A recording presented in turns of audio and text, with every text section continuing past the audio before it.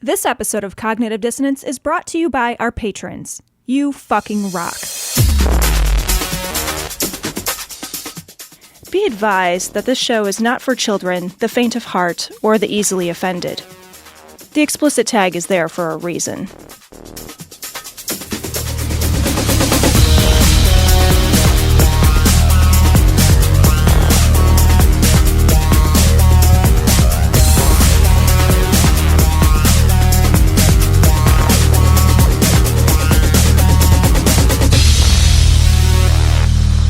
Recording live from the pitch darkness of our studio, this is Cognitive Dissonance. Fucker!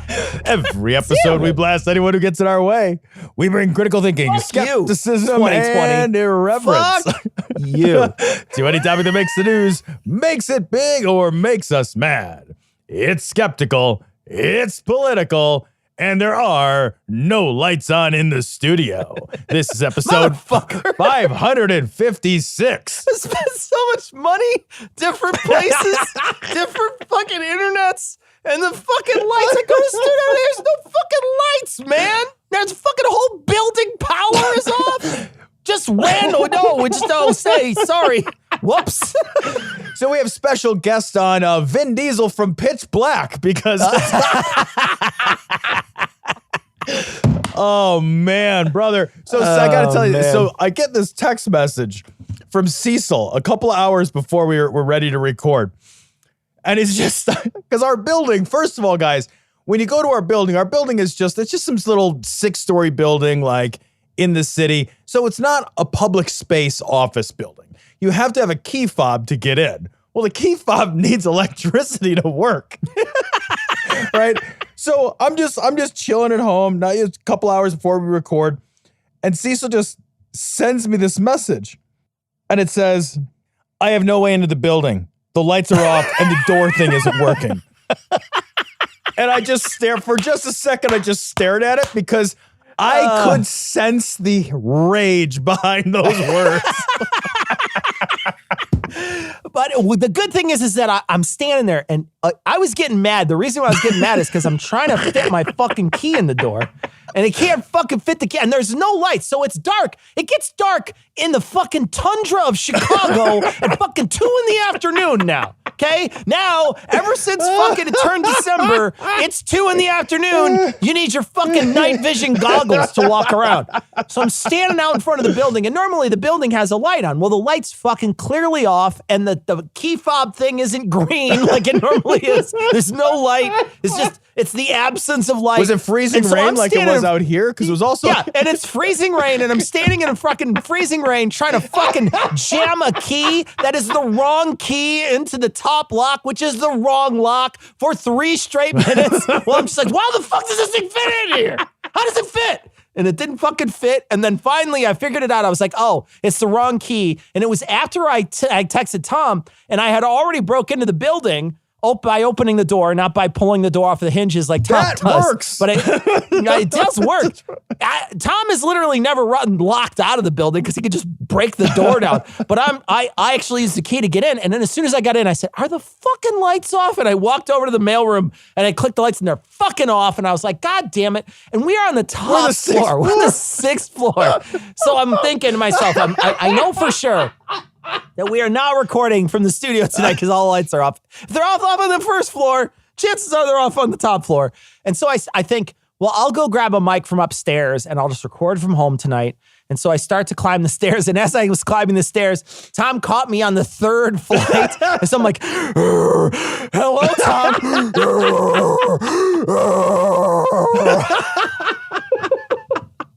I thought somebody had murdered a tauntaun, and I had no idea. Jesus Christ. That's what it sounded like, right? I'm fucking one of those fucking wampas just fucking screaming into the wind. So then I finally went upstairs, and it's completely dark up there. But you know there was people up there, though? Where the fucking Pilates people were training someone in the Pilates studio. Fucking, that is... in the dark. Dude, that's like some fucking post office shit, like neither rain nor snow nor dark of night.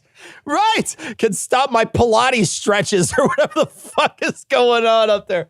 Those Pilates people are fucking legit, man. They fucking know what's up and they will not skip a workout.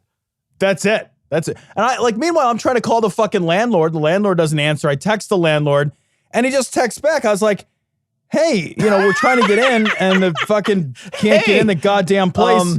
Bro. And he's just text back. He's like, we replaced all the wires. This is what he literally said.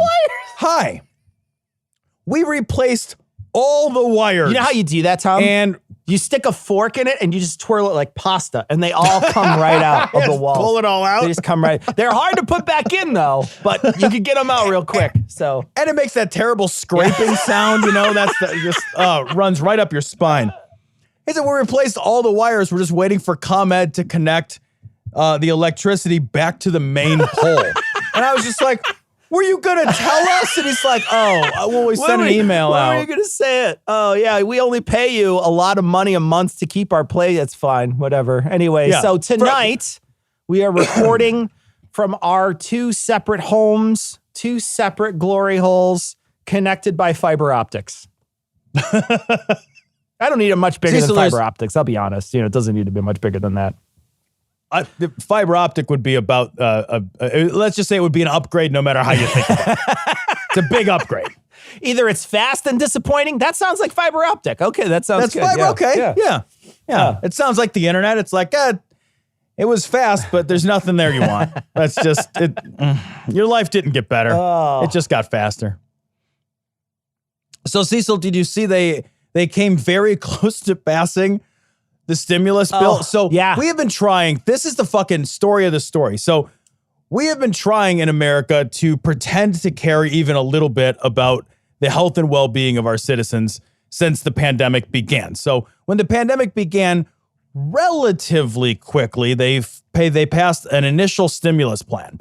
Because when you send everybody home and then unemployment goes to record numbers not seen since the fucking Great Depression, and unemployment claims are the highest that they've ever been since, we began recording them, and everything takes a shit and people have to stay home. You got to help out a little bit. You got to help just the littlest bit. So they passed a stimulus bill. And I don't even remember what month the first stimulus bill was in. Then there was a pretty quick recognition that, hey, this isn't going to be over very quickly. We should probably pass another stimulus bill. Fast forward to whatever fucking day you're listening to this, and they still haven't passed the second fucking stimulus bill. So in America, if as long as your income was below a certain threshold, you got one check for $1,200. That was the whole fucking stimulus bill. You get nothing fucking else. You get nothing else. They extended unemployment. Yeah, wasn't it your own money too? Yeah, I think you have to pay it back to the government. I don't even know how it works. I don't know. I think maybe I'm certain that you probably have to fucking pay taxes on it because fuck you, of course you do. And Tom, do you remember the people who were saying this was more money than I made in this unemployment money that I'm getting is more money than I've made at my actual job in years? So they expanded the unemployment benefit so that your maximum weekly benefit was much more. So it was up to $2,400 a month. And there were a lot of people. So you got one check for $1,200. That was just a one-time payment. Then if you were out of work, so you got that money, you got the $1,200 as long as you were under a certain income threshold, even if you had work or didn't have work. Then if you were filing unemployment, they increased the amount of the maximum unemployment benefit. And I think maybe the minimum unemployment benefit as well. So you were basically getting $2,400 a month if you were unemployed during the fucking pandemic times. But of course, there's a clock running on that, right? So that's fucking running out the day after Christmas or some shit. And I'm not even I don't think I'm wrong. I think it's the fucking day after Christmas. It's ho, fuck you. It's terrible. Yeah. So they extended the length and the amount. And yeah, there was a lot of people holy fuck, $2,400 is more than I was making at my job. Yep. And there was an argument that was being made by a lot of people on the right that was we can't give people more money to be unemployed than they were getting working because then there's no incentive for them to work. And the counter argument to that is twofold.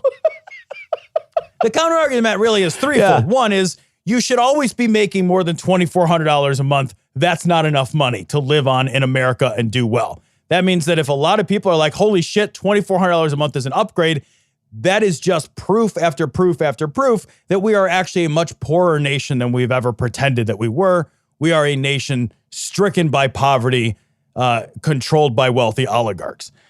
2, the whole point of increasing the incentive to be greater during the pandemic was to discourage people from trying to go to work so that they could and would stay home. Yeah.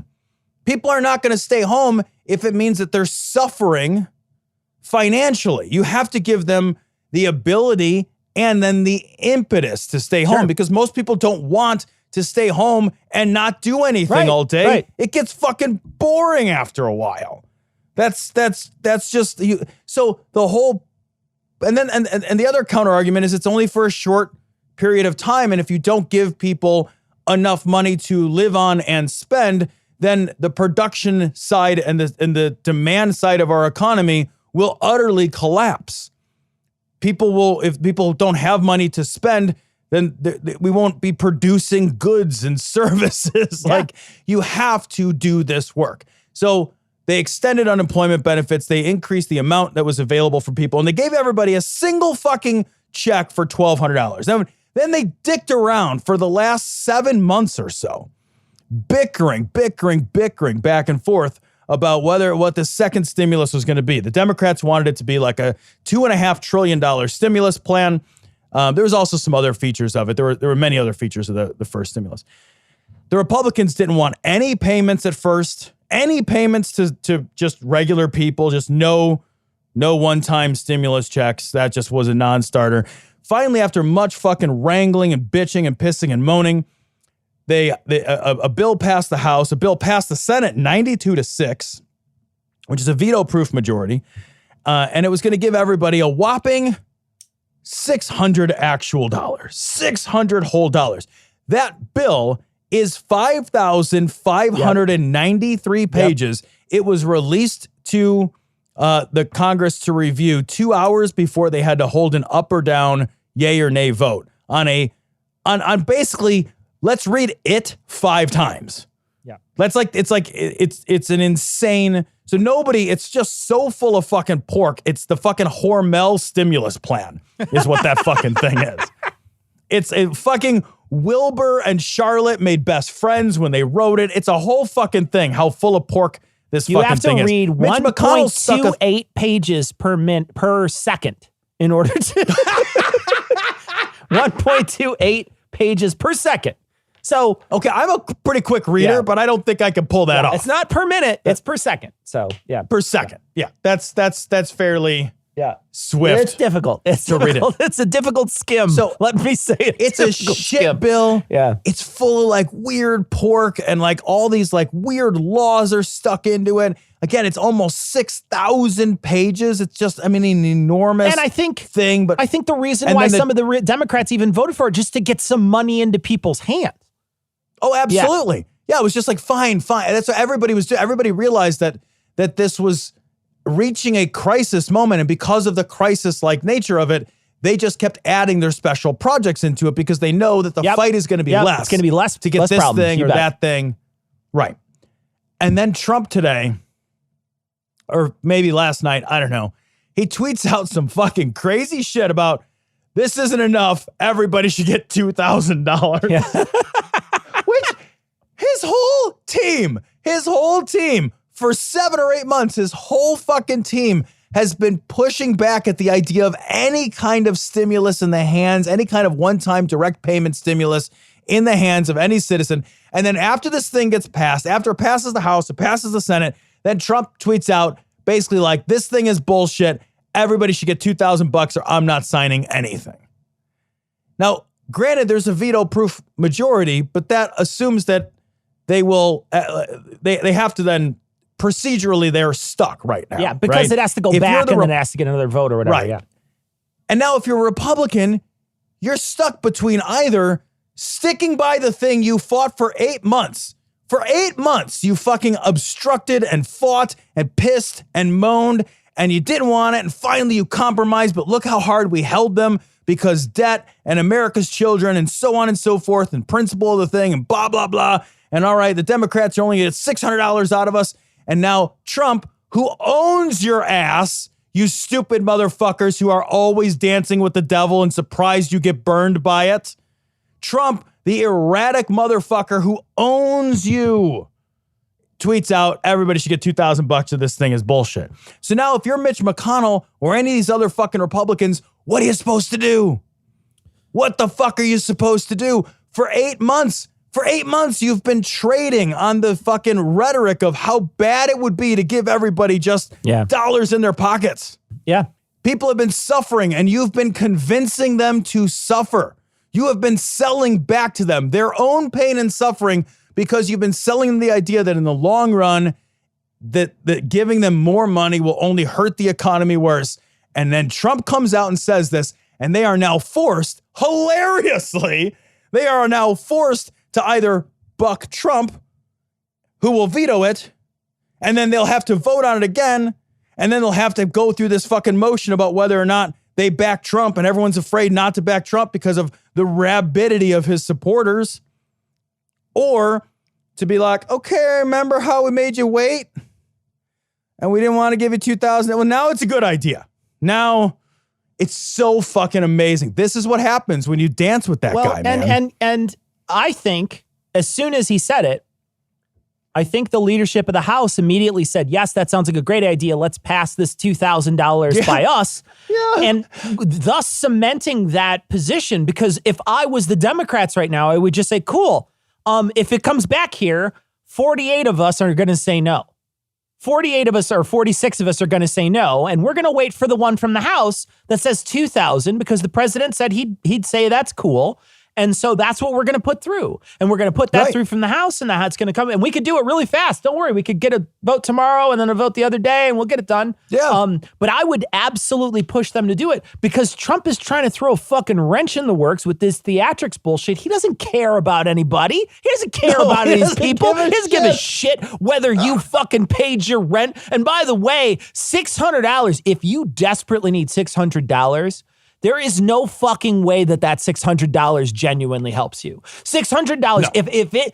If your life hangs in the balance with $600, there's a good possibility that you are just delaying something really bad from happening. Because if you're saying, well, God, I haven't paid my rent in 3 months. Well, $600 isn't going to fucking help you, man. How many? They were saying it's just not enough money. They were saying something like $600 is not even the half of the median rent price of a 1-bedroom apartment in many places all across the country. And it's not even half. So the idea that somehow the $600 is going to sweep in and sweep you off your feet and save the day is first absurd. But then they've been pushing, like you said, they've been pushing so long to stop this from happening. And now Trump basically sees they're not here to help him, so he's like, fuck you, I'll do whatever I can to fuck anything I can before I leave. And that's what he's been doing, and that's how he's been playing it. The other day, he had a fucking let's maybe overthrow the government coup meeting at his fucking place where officials, where people who are his top aides that are in the room are running out to call the newspaper to say, holy shit, you were the fuckers who enabled this guy, right? You enabled this guy for fucking 4 years. He's been a fucking disaster the whole time. But now that he's really genuinely maybe going to fuck things up and overturn the apple cart, now you're going to come out and say, oh no, we weren't with him the whole time. And this is the question I have for you, Tom. This is the question because I don't know the answer to it. There's going to be a rats fleeing from the sinking ship group of Republicans that are going to disassociate and separate themselves from Donald Trump very soon. There is going to be a group, if there isn't already. Now, there is a couple. Chris Christie came out. Is that his name? Chris Christie, the chunky one? Chris Christie, yeah. The fat guy from New Jersey. That Chunko was on TV and he had said he was getting grilled by a bunch of these people. And one woman even said, can you wash the Trump stink off of you? It was an amazing line. It was just unbelievable. So you got people like him and he's just the first, right? There's going to be more. Right. There's going to be more. Do we hold their feet to the fire and kind of force them to stay with Trump forever and thus maybe bring him back into power in 4 years, maybe bring him back into power in 2 years, that sort of thing. Keep him as a piece on the chessboard, or do we let them distance themselves and let Trump sink, because Trump sinking is kind of a benefit to America? Yeah, that's a great question. Part of me thinks that you have to do both, but the order of operations is the thing that's going to matter, because absolutely Trump is a chaos agent. Yeah. That's all that he gives a shit about, right? Because he thrives on that chaos and he lives on that chaos and he monetizes chaos. For sure. That's all this is about right now. This is about monetizing and pulling power from chaos. Trump wants you to donate some of that $2,000 you're going to get to him. Yeah. I give everybody $2,000 and then I'll send out a thing that just says, hey, you got $2,000. Some of that be helpful for me to fight the fraud, whatever. Like 70 million people, man. That's a lot of people who voted for him. So, a lot of people. A lot of people. Hey, I only want $100 of it. Hey, man. So, right?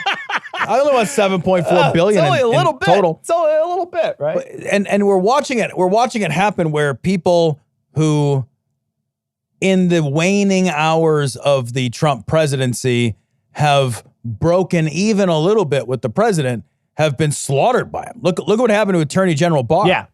Attorney General Barr was a loyal soldier for 3 years. Sure.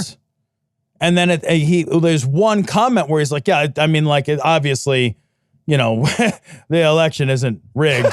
That's crazy. And he's gone. He's fucking done. Yeah. He resigned. Yeah. He's off the job 6 weeks from the job, not even being a job anymore. Mitch McConnell has worked his ass off to be a fucking gatekeeper and fucking evil turtle guardian for the president. And Mitch McConnell recognizes Vice President-elect Biden as or President-elect Biden as the president-elect. And then, he also receives, mad ire from the president. So from President Trump. So what I think has to happen, Cecil, is we have to let the Republicans abandon Trump. Then we have to let them try to recreate a functioning party, because I would say they don't really have a functioning party right now. They have a leadership cult right now. They don't have really a functioning party. And then once they've done that and Trump has disappeared from public view, then I think we hold them all accountable as basically Nazi sympathizers, right? That's what you do. But you have to do it in order. I don't disagree. I think that's a good way to do it. You do it in order. You make sure that you're showing them now, we'll let you distance yourself. And then later on, at every chance you get, you say no, but remember when you enabled this guy who was horrible for the country. Right. Yeah.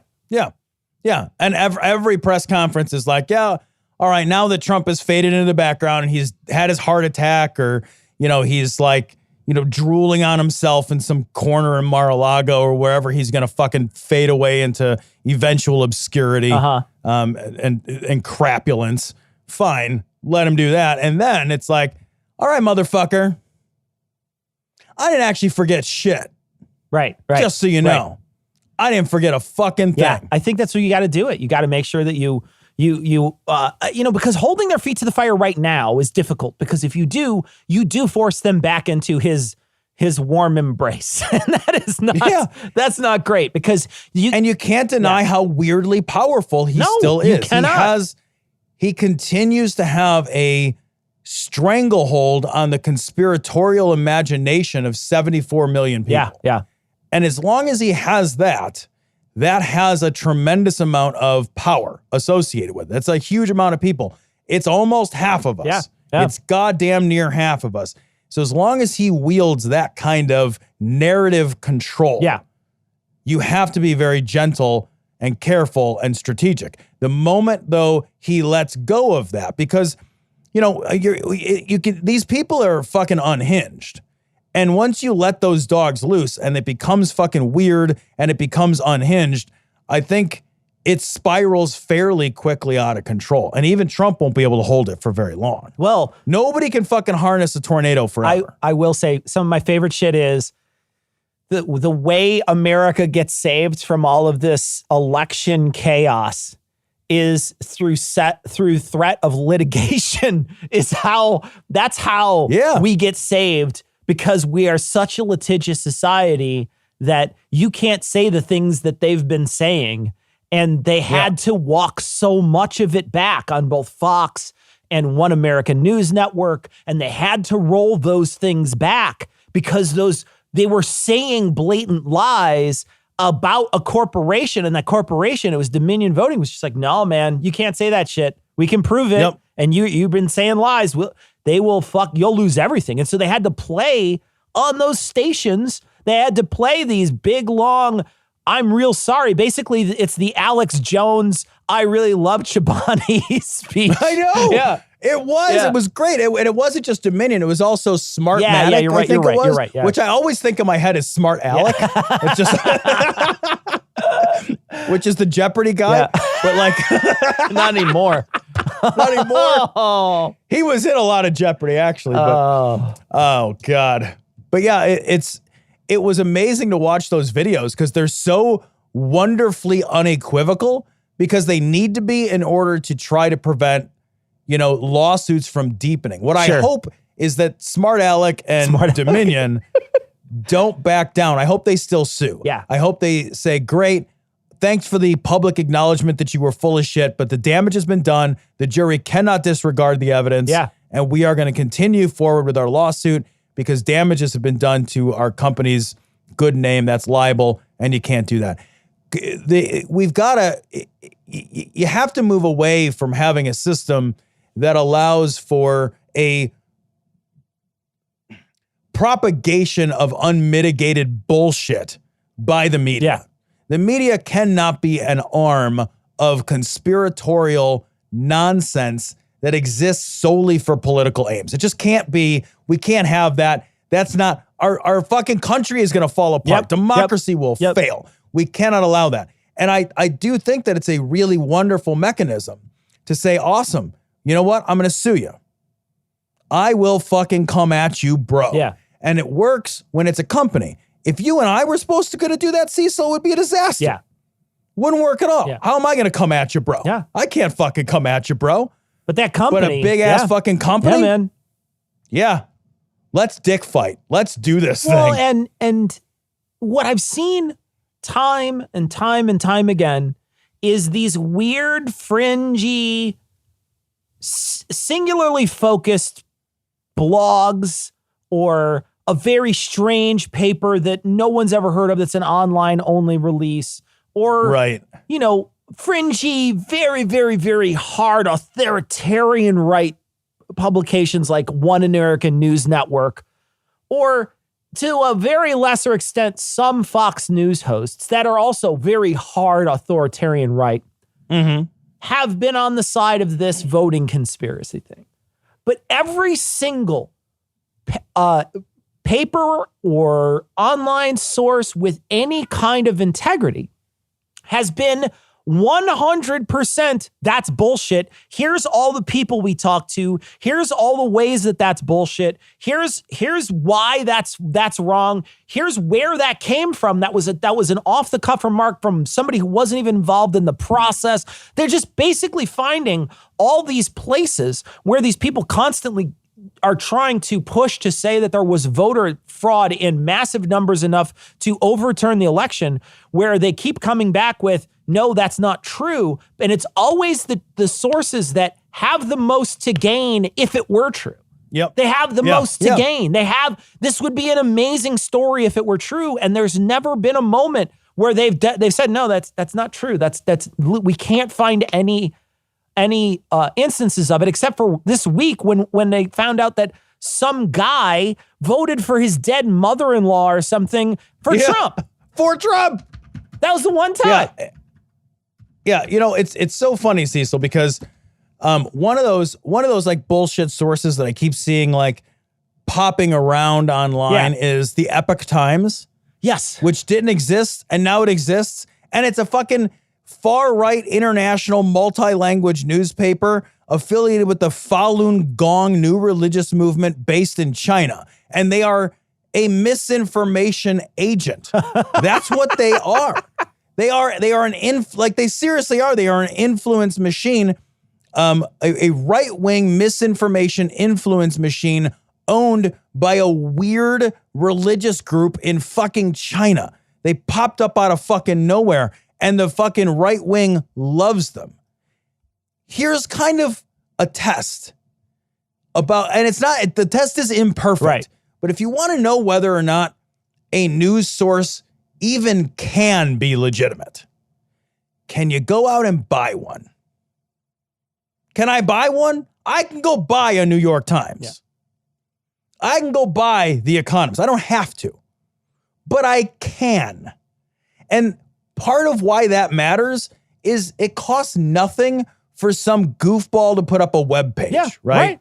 They have no resources. They have no staff. They don't have any fucking journalists that work there because they're all making it up. You could be TimeCube. TimeCube was on the internet. Just because it's on the internet doesn't mean it's true. Right.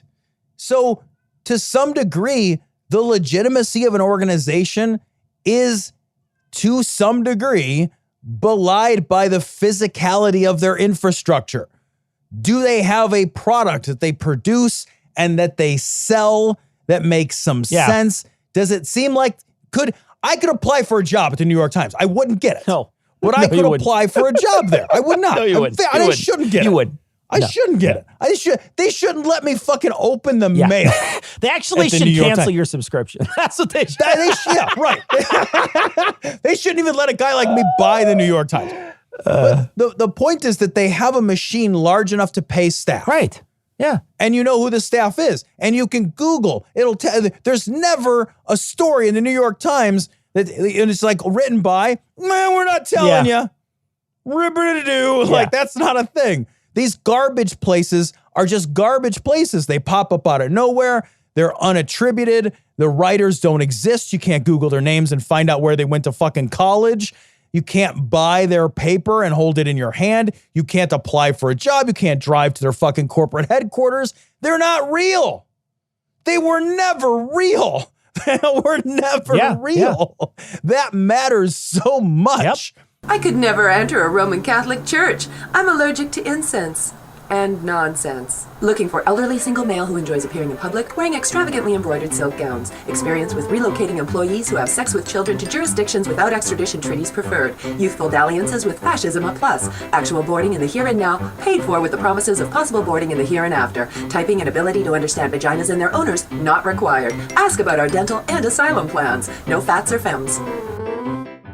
All right, so enough about politics. Let's talk about some other equally horrible shit. This story comes from theage.com.au. Catholic Church's insurance company in financial trouble over abuse payouts. When I saw this story, a couple of things. I thought this was really interesting. We've talked on this show a lot about how if you want to find an international pedophile conspiracy ring, one need not look much further than their local church, their local Catholic church, right? It is 100% guilty of that crime. And it has been internationally. I mean, it's a problem everywhere. Australia's kind of fucking dealing with it. But we've not been successful in getting the fucking Catholic Church shut down. One industry that has a possibility, Cecil, of actually having a real effect on the ability for the church to continue to function is, ironically, one of the most boring industries possible, and that's the insurance industry. The church can't operate without insurance. They can't. Most businesses, most organizations cannot, for a variety of reasons, they cannot realistically function without insurance. The Catholic Church's private insurance company called Catholic Church Insurance, CCI, had a $250 million loss. Wow. $250 million Did somebody loss. slip and fall outside their is that what happened? Is that? Yeah, this is all related. Someone bumped their elbow or whatever. Well, I mean, I think maybe somebody slipped and fell right into a kid. That's what happened. Spilled like it's just hot holy water on their lap and yeah. somebody was definitely batting at their lap. There was a lot of somebody got wet. That's for sure. Yeah. So this, I mean, the Catholic Church is having a hell of a time, and they're paying out private settlement after private settlement after private settlement. Well, that money doesn't come from fucking nowhere. That money comes from, in part, CCI, from the Catholic Church insurance payouts. $250 million worth of losses. This shit continues to accelerate. This could actually be a way to take down the Catholic Church. For sure. They could become financially ruined if they're unable to obtain insurance. And they would their insurance could become so expensive that they could be functionally unable to purchase And they would it. deserve that so much from all of the fucking pre-shuffling that they've done throughout the years. You know, when you mentioned it earlier and you said they're a pedophile organization that operates across the globe, it's 100% true. And they're a secret pedophile. They are a secret organization in the sense that they keep secret the records of these people raping children, and then they keep it secret, not just from the people around them, and then they ship the person off to a new place, and they keep it secret from those people who that person is now in their congregation, possibly working with children. They have done this so many times where they've taken a person who has raped kids in one area, sent them to a new place, and then they get in. They're now in charge of working with children. And you're just like, somehow that didn't get. Oh, sorry, we didn't check that box again, and there they are. They're now a counselor for young children. Whoops. Yeah, they do that. They move people around, and a lot of times they move people around until they move them to areas and communities with a lot less resources. They'll move people into like South American communities, poor communities. So they move known pedophiles into communities that are under-resourced because under-resourced communities don't have the power to be able to pursue those people and send them to fucking jail and kick them out. And they also know that culturally, those are places where those priests will be better protected as they continue to rape kids. And you know, to be honest, there's a lot of things that are bad about the internet, but this kind of shit, the reason why this kind of shit even comes about and why you can even find out these things about different priests in different areas is because of the internet. And it's because of that quick, because back in the day, there was no way to know that a priest in Philadelphia raped somebody when they send them out to California. How do you know? Unless somebody knows somebody in that area. You just don't know. Yeah, somebody could show up and be like, yeah, I'm from Milwaukee. And maybe they're not from fucking Milwaukee. Sure.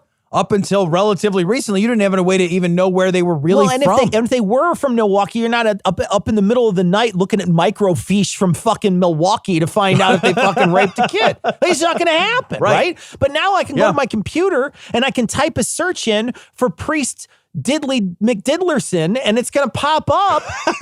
Fucking, oh, Jesus, Maria Joseph. I get the grabby hands of you, don't you know? Oh, Jesus Christ. It's so good. No, but I was thinking about this when I read the story. I thought, you know, thank goodness. But you know what's a lot cheaper than those payouts that they're paying is to pay when they fucking wind up paying lobbyists to lobby against the statute of limitations in places. They spent millions of dollars we're talking $10 million in the United States over the last 15 years. They've paid and donated to different campaigns and things to stop the statute of limitations on rape of kids. Yeah. It seems insane that there's any statute of limitations on that at all. I know. The statute of limitations thing, like, part of me gets it and part of me doesn't. It's basically the rule that if you got away with it long enough, right? The statute of limitations is like, if you got away with it a long time ago, we're really not we're going to let that one go. That's on us for not catching you. Hopefully you've changed. Yeah. Yeah. And part of me does understand the idea that I would not want to be held liable for something I did when I was 19 or 20, and now I'm 42, and I am a functionally different man than I was at 18. So, like, if I fucking did some, robbed a store or something, you know, like I shoplifted in 1988. I don't want to get in trouble for that in 2022. I'm sympathetic, but fucking raping a kid? That's not a childhood indiscretion. That's not something you like grew out of. Oh, it was just a child raping phase that I went through. Well, these people are fucking adults. These are adults. These aren't like little kids, right? I get it if you're a little kid and you did something horrible as a little kid and now you're a different person. But these people are graduates of college when they're raping kids. So it's a different story. There's no statute of limitations on murder. And I sort of feel like you can kind of chuck raping a kid into the same bucket. I don't disagree. I'm okay with that, disagree. you know? Yeah.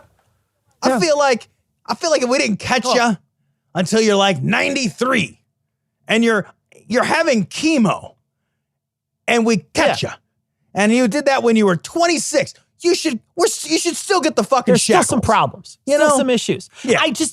There's so many things that the Catholic Church has done to obfuscate this, and then to also shift the blame onto the victims, which they've done so many times, where they're saying, the kid, look at how sexy they look in those little outfits. I mean, come on. They really do. Even They're just like, I wish those that kids was a are joke. complicit. It's not a joke. They said that. It's not a joke, okay? I'm not making a joke. That's what they've said, man. Yeah. Why'd they oil their asses up like that? And you're just like, what is happening? What is even seriously happening? Though? There is nothing more disgusting than watching this organization dig a hole every single time this happens and make the absolute wrong decision. I know we've said it on this show 100 times, but it bears repeating. It's not difficult to have a zero tolerance policy against raping kids. It's not difficult. It's fucking really the easiest thing to ever have. Like my work has a zero tolerance policy on taking your shirt off at work. I mean, if I took my shirt off at work, I would be in the HR office. I would probably get a pink slip, right? It's a zero tolerance. No, it is even an unwritten rule, Tom. It's not like it's in a rule book somewhere. It's not like I flipped to page 6 of the HR manual and says, yeah, you really shouldn't show your bare chest in the office. It doesn't say that at all. But let me tell you, I guarantee it certainly wouldn't be great if I got into an argument with Pam from HR and I pulled my shirt off to go at her. That would not be good. That would not be good. Or if you just... You're like, it gets hot in here after 6 o'clock. Awesome. I'm working you're late. You're sitting at your own desk and you're in your underwear at your desk. Everything's gone. You're just sitting there. But yeah, so like it's super easy. It's so easy. All of this stuff is so easy. What it does though is it damages your brand, right? If you're the Catholic Church, you're getting fucking shit ton of money off of schools. You're getting a shit ton of money off daycare. You're getting a shit ton of money off of CCD. All these people come and they come to these places where you are taking care of their kids for them. And the moment it comes out that one of your fucking gross ass priests is diddling kids, that's going to ruin your brand. So instead of doing the right thing, which is fuck you. Yeah, there's one priest here. He's a fucking degenerate. We got rid of him. We defrocked him. He's gone. We're real sorry that this happened. Here's a bunch of money. We're super duper sorry. Instead of doing that and making a display about it early on, they hid it because they knew it was going to fuck their brand up. And they care more about their brand than they cared about their parishioners. And that tells you that God isn't real, guys. If they don't believe it, it ain't real, okay?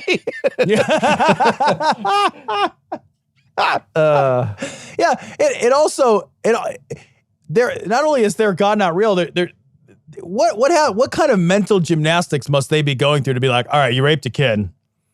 Oh man, okay, so we forgive you on that one. Joe, do we really have to forget? We have to forgive him? Like in the book, is it? We do? What page is that on? Can we even fire? He's not even fired. Is that on a page? He's not even a page number. No, I'm in the King James version.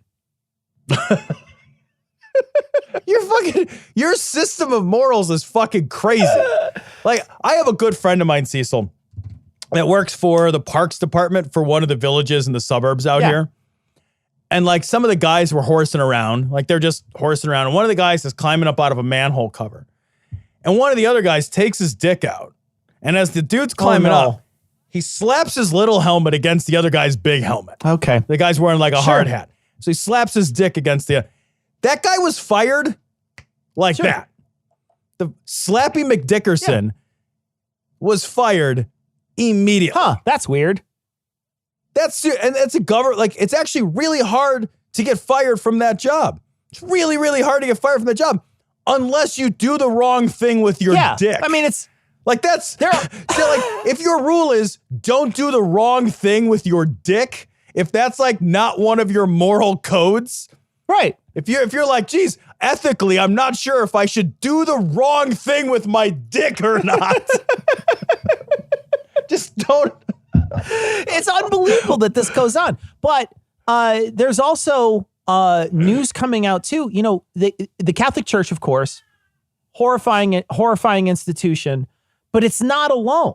It's not alone in its, and the reason why is when you put these people in positions of authority, they will abuse that authority if it goes unchecked. And that's what happens in religions all the time. It happens in Islam. It happens in Catholicism. It happens in rando Christian churches and evangelical churches. And Tom, it happens in the Mormons. Yeah, this story's from KUTV. Lawsuit alleges LDS church and leaders knew of child sex abuse, but failed to report it. Again, to your point, if that sounds real fucking familiar, it's because it's the same refrain every time. Right. You get these weird fucking religions that are super fucking repressed about sex and sexuality. Especially those ones, yeah. I think that actually creates environments that pulls creeps to those environments, because I think there's a lot of reasons for that. There's a lot of reason to believe that that's true. Celibacy and creeps and repression they're drawn to that sort of power. Yeah. Yeah. Then they show up, and then they have this position of moral authority, and then they have this position of cultural and community authority. Then they're fucking left alone with these fucking kids all the time. It's just a recipe for it. But the thing isn't the surprise, the thing that we should be outraged by the abuse. We should be absolutely outraged by the abuse. But just as outrageous, if not more outrageous, is that somebody who is not necessarily abusing kids would even for 1 second tolerate, hide, not pursue with vigor. I'm amazed at how little. When you read this story, how come we're not reading this story, Cecil? Where's the headline? Local church leader turns in his buddy for raping kids. I turn in everyone I know. I would turn in, if my kids grow up to be fucking creeps and pedophiles, I'll fucking send them to prison the next day.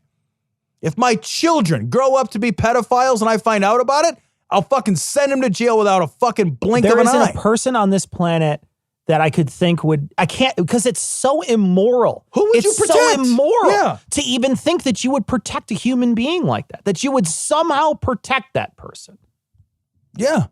Where are the people who are like, wow, I am not going to be a part of protecting this. In fact, I'm going to be a part of protecting kids. I'm going to make sure this doesn't happen again. I'm calling the cops. I'm calling the news. This is where's the not on my watch, guys? You guys are supposed to be the arbiters of moral authority. That's what you're selling to your communities. I am absolutely at a loss as to how an organization can maintain any position of moral superiority or teaching that can't get this question right. Because it's the easiest question to not fuck up.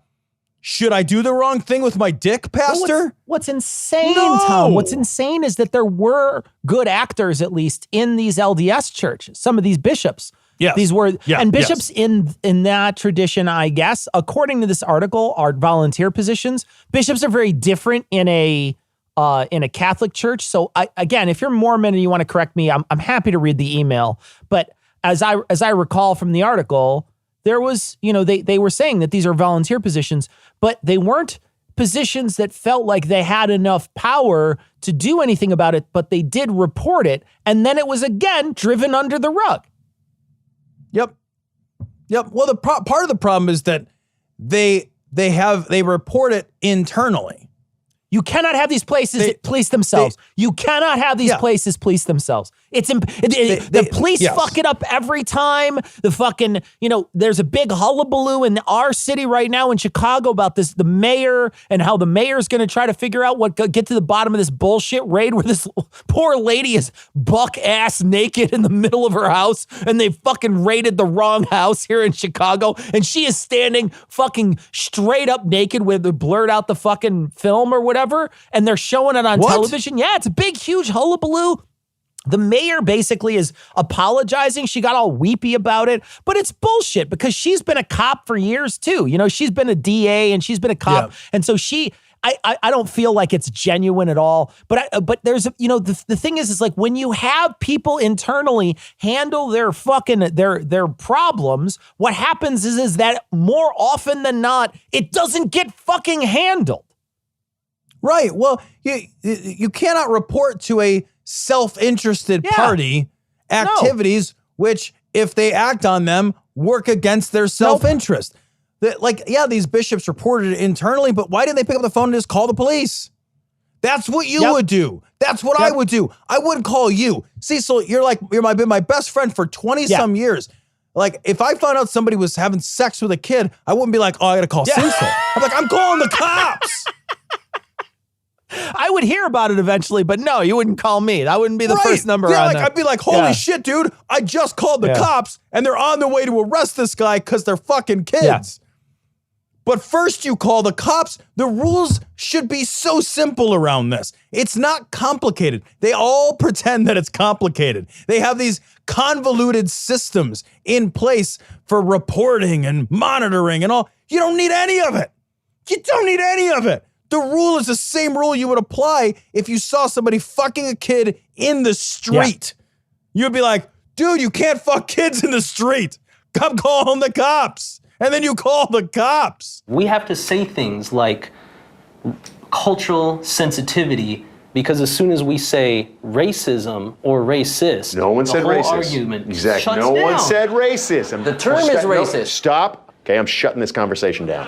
So this story comes from Cincinnati.com. Christian prayer group and Native Americans face off at Ohio's Serpent Mound. So Coach Dave damn near got his ass straight up Native American kicked is what this article is about. What a bunch of fucking assholes, right? So yeah, this is a really kind of horrible story. So, and you shouldn't be surprised because Coach Dave is a fucking horrible person. Disgusting. So it's Dave, Coach. Coach. Not a coach, Daubenmeier. And his group of sycophantic idiots, they showed up weirdly to one of a Native American serpent mound. It's a burial mound that is roughly in the shape of a serpent or a squiggle. Could also just be the shape of a squiggle. Sure. Dave. Yeah. Just that could be a yarn shape if you're afraid. An errant string shape. Yeah, for sure. Just showed up at one of these things and he insisted that it's not about the Native Americans, but he did say several times that they were there to pray because they thought dark forces came out of the snake-like shape. And that when it gets really, I'm not even making this up, that when it gets dark out early, that's a more scary magic time. Sure. And the scary magic forces come out of the snake shapes. So they had to show up and pray away the scary bad magic from the snake shapes when it's dark outside. And you know what, Tom? Actually, it's already started. Because of Coach Dave's diligence, we will now start seeing longer days. Yeah, I know. Thank you, Coach. Thank you, Dave. That happened on the 22nd. Thank you, the coach. Thank you, the coach. You came, you saw, you conquered. Every year on the darkest day, we show up, and the next day it's a little less dark. A little lighter. And that's proof that prayer works, man. A little lighter. And then it wears off after about 6 months. Yeah, well, and then we have to come back in a year. It's just, I'm like the Orkin man. It just wears off after a while. I do want to say, though, Coach Dave is all of these fucking assholes. This guy is basically arguing with them, saying, look, this is our sacred ground. What is wrong with you? You're showing up on our sacred ground. Fuck you. They're trying to move past him. And I'm thinking to myself, you know who's been a little too uppity lately? The Native Americans. Is there anyone we can go over and show these uppity Native Americans what's up? I mean, Jesus Christ. Is there any more fucking clueless class of people than these dipshits that get out there? And then the Native Americans start to pray at one point, and this group is making fun of him. And I think to myself, I'm thinking, dude, you sound just like the Native Americans when you do it too. Like, you don't even realize they're like self-aware wolves. They just they don't understand. They don't understand. They're so close to understanding it. It's crazy. It is exactly the same thing, just with different outfits, man. Yep. At one point, Daubenmeyer's group, they climb up onto these mounds, and then the park rangey people, because it's actually like a state park or a national park, it's a protected space. They come on, they're like, hey, we can't stop you from being stupid off-site, but can you not climb onto a fucking heritage site, please? Yeah. Imagine, and I get it from the Native American standpoint, right? Like, I think their fucking magic is garbage too, but it doesn't matter. To some degree, this is ancestral. It makes a little more sense, right? Sure. If you went to the grave of someone that I loved, if you went to my grandparents' grave and you wanted to like cast out evil spirits or do a weird ceremony standing around the grave of my parents or my grandparents, that would feel weirdly intrusive. Yeah. Because of how weirdly fucking intrusive that would be. Yeah, man. Yeah. And deeply fucking unwelcome. Deeply, deeply unwelcome. This is one of those circumstances where it's like, not everything is created equal. Dave is wrong, and he's insensitive, and he's just being mean, and you're not accomplishing anything. You're not scaring away a snake mound, man. Absolutely, man. And you're absolutely right. And it does have that level of, my ancestors were here. And also just the fact that this is yet another opportunity for some fucking asshole to push a Native American around.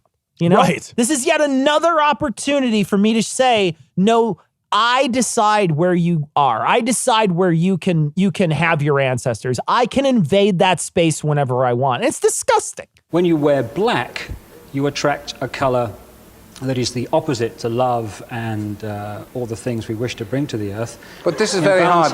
This is very hard on priests and nuns, isn't it? Well, this story comes from abc.net.au, again out of Australia. As churches prove fertile ground for conspiracy theories, some pastors are taking a stand. This is actually a fairly long and involved article. It's actually a pretty good article. One of the things that I thought was particularly interesting was there's actually a quote from a guy named Reverend Cruz, and he says, churches can become petri dishes of this stuff, particularly if you've got really charismatic people who don't have any ethics. And I thought about that because it's true everywhere. Yeah. But churches are, and I think he's really putting his finger on something that's important. Churches are especially prone to this. Because when you're at church, you are encouraged to believe and without rationality. That's what church requires of you. So when you're in that space, you are sort of required by context to open yourself up to a more gullible, more credulous way of thinking. And I don't think that everybody is able to open themselves up to one layer of credulity without opening up doors to other types of credulity. The church is the thing that lays the foundation for magical thinking. Yes. It's the thing that it lays everything on. So when you come in, you already believe that a fucking donkey talked and there was a fucking 3 stars in the sky and they walked across the desert and there was a virgin pregnant girl and all these other weird shit that you're supposed to believe, right? Because there's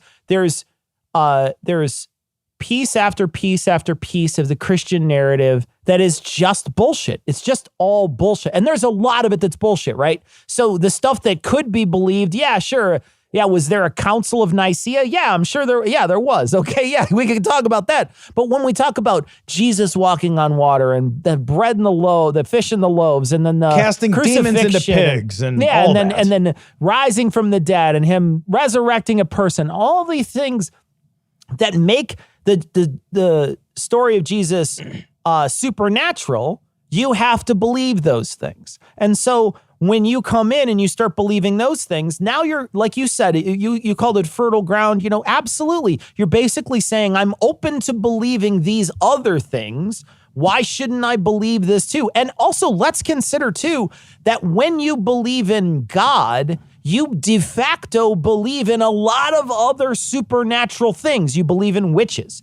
Whether you believe they're good or bad doesn't matter. You believe that witches exist. You believe that demons exist. You believe that evil spirits exist. You believe that good spirits exist. You believe in angels. You believe in demons. You believe in hell. You believe in heaven. There's a multitude of things that you have to accept in that package. And so now, once you believe all that stuff, now you start thinking, well, if I believe in the devil and I believe in evil spirits, maybe I also believe in Ouija boards. Maybe I also believe in seances. Maybe I also believe that you could, in prophecy and in things where you can tell someone's future through cards or dice or a book or something. And then you start expanding. It's just like we talked about a couple weeks ago when we talked about how certain things prep you to believe things. We're talking about the Katamari reference where you start collecting bullshit. That's it. You are fucking glue. You are absolutely glue if you are religious, because you automatically start out as a bigger fucking ball to roll down the hill and collect more shit, man. It just fucking primes the pump. One thing too, Cecil, about why conspiracy theories might be particularly connected to the idea of religion and what is because they both hold at their core the myth of one simple answer, right? Yeah. Oh, that easy there answers. Is a deeply complex world, that it is interwoven in all these complex ways, and that there's a certain amount of chaos, but they both solve for that variable. Conspiracy theories all do the same thing. They believe in the myth of one simple answer. Yeah. And so the one simple answer being QAnon, or one simple answer being, why did somebody shoot JFK? Well, this conspiracy theory explains it all. Yeah. It's conspiracy theories always explain it all. No matter how complex they are, the answer is still a simple answer to a complex set of questions. And God and church and Jeebus and all, it's all the same thing. So if you're primed to believe in a world where a complex, chaotic series of events always has one simple, unifying answer, you are primed for conspiracy theory. Sure. And, Tom, another thing too is that it primes you to work backwards through argument. Think about intelligent design. You always look for your conclusion first, and then you work back and try to find the pieces that fit that sort of thing. Same thing works with religion, right? You find the answer is God. Now, how do I fit that into my life? Well, the same thing works with these conspiracy theories. The answer is that the Trump won. Well, how did Trump win? Well, let's try to find ways through these conspiracy theories to figure out. Well, the answer is that Hillary Clinton is evil. Well, let's try to find and piece different things together to make Hillary Clinton look evil and fucking that she's trading kids for pizzas or whatever that thing was. So there's all these things that you work backwards from these answers, and then you wind up with if that's how you're training people to think, that's on you, man. Yeah. You're training them to think wrong. You're not giving them critical thinking skills. And the other thing that occurs to me is that you are encouraging a thought process about the world where the world is a series of opposing binary forces. Yeah, it's always good and evil. Yeah, right. And conspiracy theories always have that shit in common too. Yep. Right. Is you've got a good side and a bad side. You got the light, you got the dark. You got God and you got the devil. It's all the same sort of bullshit. Yeah. Because again, it comes back to the simple answers. There's nothing simpler than a set of binary opposing forces. Yep. It's very simple. It's, the USSR was bad and the United States was good. Well, it's not any more complicated than that. Nah. Yeah. It glosses over the chaos and complexity and nuance of actuality. Yeah. Yeah. It just gets rid of it all. Yeah. Right. Yeah. Yeah. Sexually frustrated teenager, I'm Blue Bolly. And if you and your girlfriend don't have sex soon, you're gonna wind up with a serious case of blue balls. But that kind of arousal, it's only a matter of seconds before full-on irreversible blue balls. You better go to the bathroom and jerk off right now. So I love this story because it's just honest. It's just It true. comes from E! Online. Jill Duggar's husband, Derick Dillard, reveals the TMI reason the family marries young. Newsflash, Tom. What is the big reason why this family marries young? Because they want to fuck. They want to fuck, man. He just comes out and says it. He's like, look, we want to have sex. No one will let us have sex if we don't get married. So like, yeah, you know what I'll do? At a super young age where I don't know anything about myself or anything about you or anything about compatibility or adulthood or life. Sure. But I know that my dick fucking hurts from being hard all the time. Like I am aching with the desire to put this somewhere. Also, you come from a house where you could probably get no privacy because there's fucking kids on every surface. Yeah, I know. There's no open a cookie jar. There's a kid-free kid surface in the entire nothing. Not a kid-free surface. Yeah. Yeah, you can't even wank it, just for how Christ's true sakes. that was. Yeah, I'm sorry. fucking A, man. Yeah, absolutely. You can't even wank it in a house like that. You can't. You're just like, oh, nope. I'm just going to be real frustrated until I can move out at 14 and have sex for the first time or whatever. God. It's refreshingly honest, though. Like you said, it's refreshingly honest. You know, it's It is. Finally, somebody said something. But what's crazy to me is why these people are famous. You know, that family, either you're famous because you can shit out kids faster than an alien mother with a fucking ovipositor, or you're one of the many eggs she shat out. That's why you're famous. Right. It's such a weird fucking bar to be famous. It's honestly, it's a freak show thing. It's a bearded lady issue. You're absolutely right. That's It's 100%. what it is. Yeah. It's the tattooed man. It's the bearded lady. It's just we put them on. I think they were on that TLC channel, which I don't even know if that's. Right. I don't have cable, but that channel went from the Learning Channel to the Circus Sideshow channel. That's exactly fairly quickly. It was like I Eat My Couch is like one of the shows or something. I eat my couch. I fucked my car. I'm fucked my glued car. to my sister. Yeah, it was all like I can't do anything except for like I have to hump this cinder block every 30 minutes or whatever. It's just a lineup of freak show. You're absolutely right. Or then there's people so big they have to get the house cut open so they can leave. Their house is full, like stacked full of garbage. And then the worst part about it is that it's this kind of, there's this voyeurism to it, right? It's like this hardship porn where they just show these people who are clearly not well, because you can't think that this person is well and have that much garbage in their house, right? Have a fucking rotting cat in the middle of your kitchen underneath 55 garbage bags. There's something a little wrong here. That's not a normal life. And so the fact is that these people come in and then they film there, and there's this sort of weird, and Intervention was like that too, where there's this sort of like weird thing where people watch these people, it's like despair porn. It's weird. It's misery exploitation. So yeah, it's exploitation for sure. Yeah. It's misery. It's METV. Misery exploitation TV.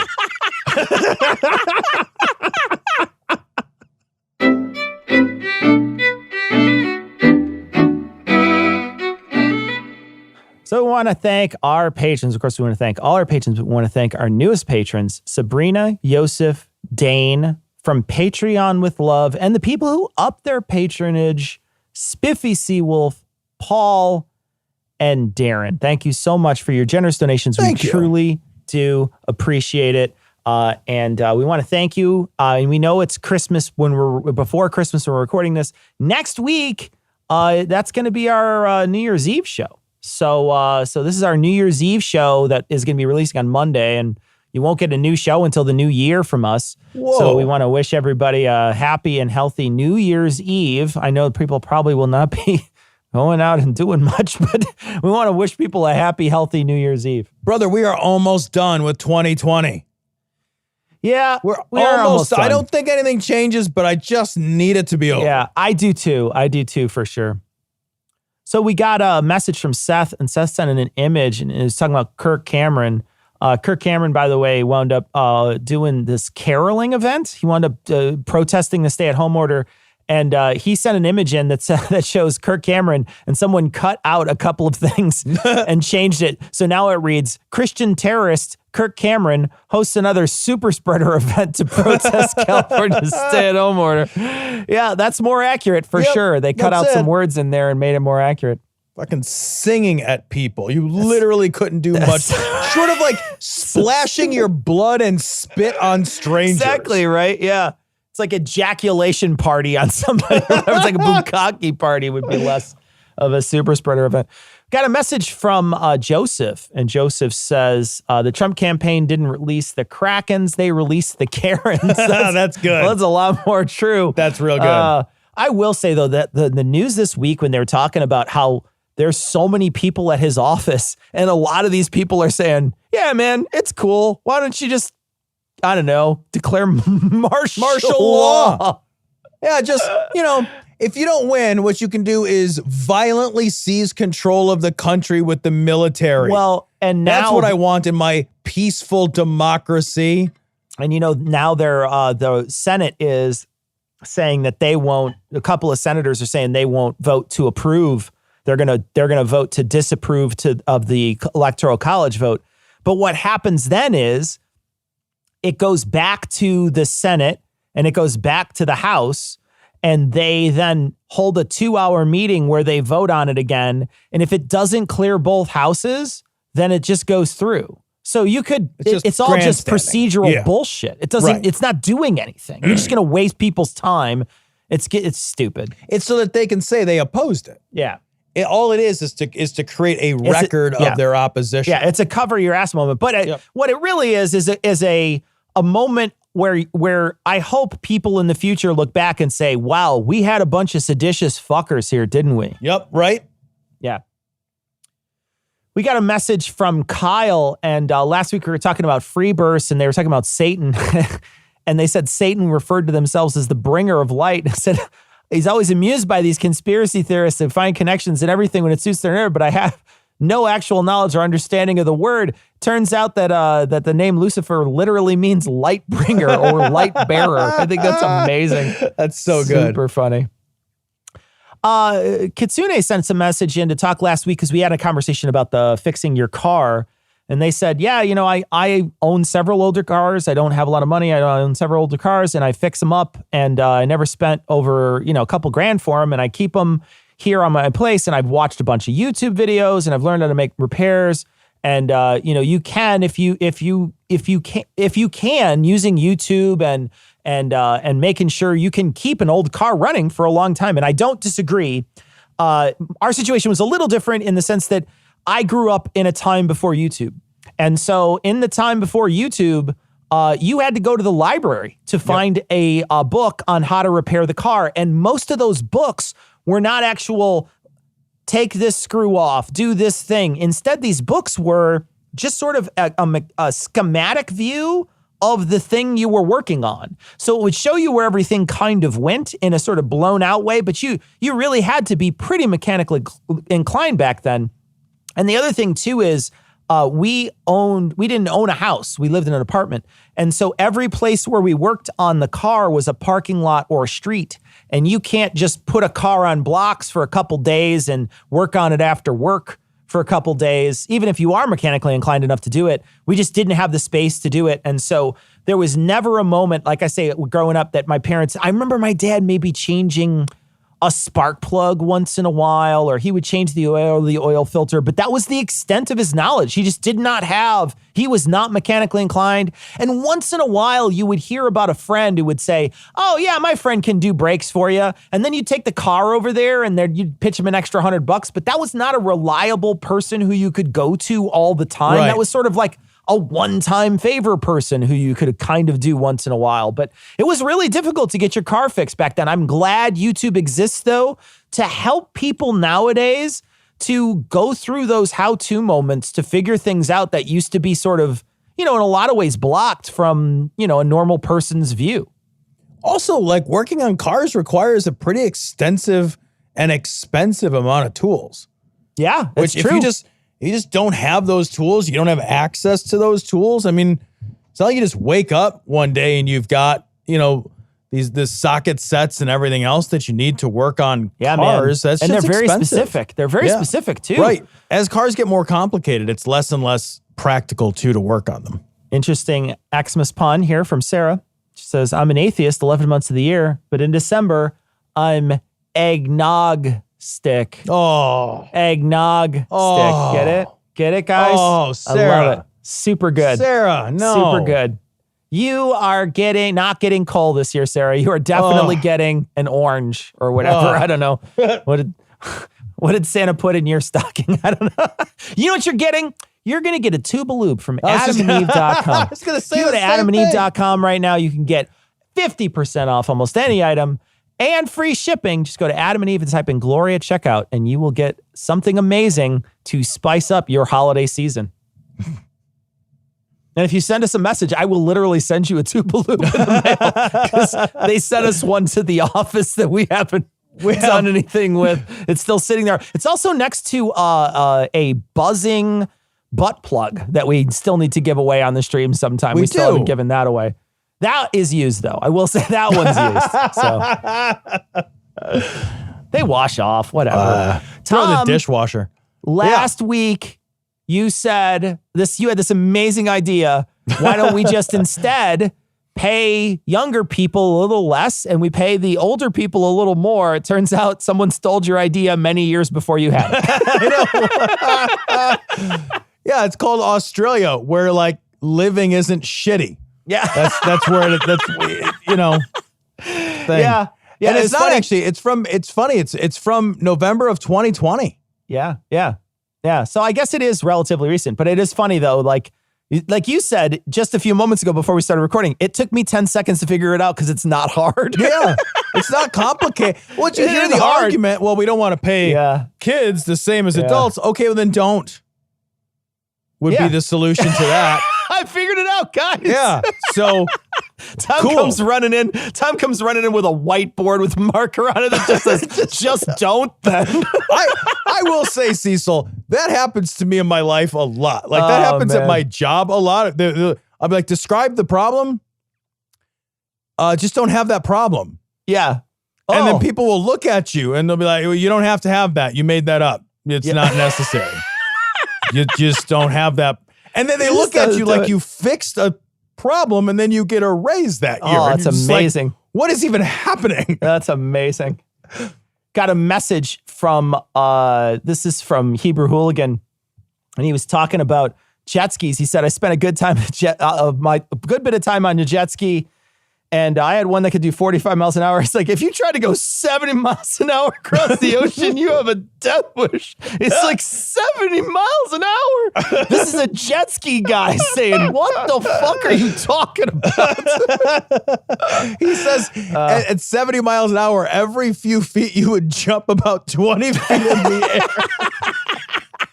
That sounds so horrifyingly terrifying. It sounds so scary. It's amazing. We got a message from Michael, and he says that he has a Republican family, and he's always had those discussions about jobs and how those people want a living wage, and his family argues back with him. And he points out, and it's true, either they're going to get the living wage and they're going to live with the living wage, or you're going to have to pay for it anyway, right? So McDonald's is either going to have to raise the price of their Big Mac by 50 cents so they could pay everybody by, X amount of dollars so they make $15 an hour, or it's going to come out of your check to pay for them because they got to get the money somehow. We're not going to let them die. Yeah, we're already paying it.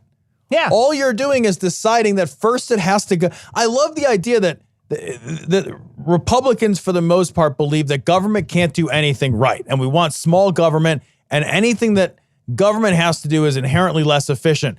Don't you understand that by not forcing corporations to pay a living wage, all you're doing is making people pay money to the government so the government can have systems to pay it back to other people? Yeah. You're involving more government. Just doing it more. Got a message from Jay, and Jay says that, we hear complaints about big corporations, but mom and pop aren't always better. And yeah, that's true. It's one of those things that, mom and pop are not better all the time because, and here's a perfect example. Ian works for us. He doesn't get any benefits from us. Sure, he gets a pretty good wage, but he doesn't work full time for us and he doesn't get any benefits. And we don't actually have him as an employee. He's a contract worker for us because there's just an easier way for everybody to do the booking because we don't have an HR department because we're a tiny little mom and pop podcast. That's what we don't even have a way to figure it out. So the fact is that that the reason why you go, mom and pop is kind of bad is that we're looking for ways in which people can get benefits. And the reason why you need benefits in our country is because health, dental, vision, all that stuff has to be paid for from your job. If all that stuff was taken care of, then the mom and pop would be the same as everything else. If we just had fucking universal health care, we wouldn't have to worry about this stupid shit. Oh, it's amazing how that works. I mean, you'd be able to run a business competitively as a small business owner against larger businesses. It's almost like larger businesses don't want that. Yeah, right? Huh. Yeah. Anyway, well, that is going to wrap it up for this week. We are going to be back. We hope you have a wonderful, happy, healthy new year. And we're going to be back at the beginning of next year with a brand new show. Thank you so much for a wonderful year. And if you are not joining us for our live streams, this last week of the year, this is releasing on Monday, so it's releasing before New Year's Eve. We are going to be doing our last live stream of the year, New Year's Eve, so Wednesday night, 9 p.m. Central, and then from that point on, we'll be going back to Thursdays. But please join us for New Year's Eve. Tom and I will both have a cocktail, and we'll be cheering you. And so come join us on 9 p.m. Central and check it out. We have a lot of fun on our streams, and they're a blast. And Ian joins in and chit-chats with us, so it's a lot of fun. Come check it out. YouTube, Twitch, and Facebook, and I think Twitter. So you can come check them out on any of those places. That's going to wrap it up for this week. We're going to leave you like we always do with the Skeptic's Creed. Credulity is not a virtue. It's fortune cookie cutter, mommy issue, hypno-Babylon bullshit. Couched in scientician, double bubble, toil and trouble, pseudo quasi alternative, acupunctuating, pressurized, stereogram, pyramidal, free energy healing, watered downward spiral, brain deadpan sales pitch, late night info docutainment. Leo, Pisces, cancer cures, detox, reflex, foot massage, death and towers, tarot cards, psychic healing, crystal balls, Bigfoot, Yeti, aliens, churches, mosques and synagogues, temples, dragons, giant worms, Atlantis, dolphins, truthers, birthers, witches, wizards, vaccine nuts, shaman healers, evangelists, conspiracy, doublespeak, stigmata, nonsense. Expose your sides. Thrust your hands, bloody, evidential, conclusive. Doubt even this.